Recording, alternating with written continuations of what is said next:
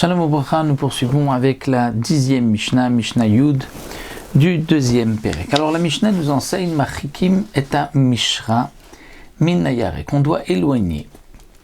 Et a Mishra, Mishra c'est un endroit où on fait tremper le lin, et s'il y a des légumes à côté, ce bassin va abîmer les légumes qui se trouvent à côté, donc on doit les éloigner. On doit éloigner cet endroit où on va faire tremper le lin min hayarek des légumes, veta kerishim min betsalim, et on doit éloigner les kerishim, qu'on traduit généralement par le poireau, min betsalim des oignons, parce que lorsqu'ils sont près des uns des autres, le poireau va abîmer les oignons. Veta chardal min advorim, on doit éloigner aussi la moutarde, les grains de moutarde des abeilles.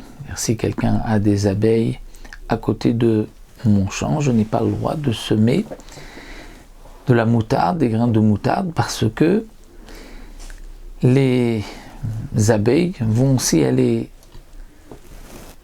butiner sur la moutarde et vont ensuite donner un mauvais goût au miel. Rabbi Yossé matir bechardal, mais Rabbi Yossé, lui, permet de semer de la moutarde à côté des abeilles, parce que Rabbi Yossé dit, explique le Barthénois, que le propriétaire du champ de moutarde peut dire, mais avant que tu me demandes, moi, d'éloigner les grains de moutarde de tes abeilles, tu devrais, toi, éloigner tes abeilles des grains de moutarde, de ma moutarde, parce que, au contraire, les abeilles vont venir et vont butiner les fleurs et donc vont ensuite abîmer mon champ de moutarde. Donc là, la Mishnah ne nous a pas vraiment expliqué de combien on doit éloigner.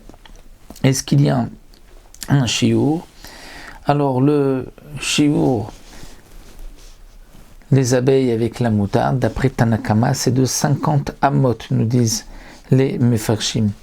Mais Rabbi Yossé, donc comme nous avons vu, lui, pense qu'il n'y a pas de problème, c'est au contraire à celui qui a des abeilles de s'éloigner. Donc là, nous avons vu une machloket entre Rabbi Yossé et Tanakama. Donc pour Tanakama, on doit éloigner la moutarde des abeilles. Pour Rabbi Yossé, on peut, et c'est même à l'autre qui doit s'éloigner. Dans le premier cas de la Mishnah, combien on doit éloigner ce bassin où on va faire tremper du lin des légumes ou les poireaux des oignons? Là aussi la Mishnah ne nous le dit pas, mais le Rambam nous dit qu'il faut donc éloigner de 3 tfachim.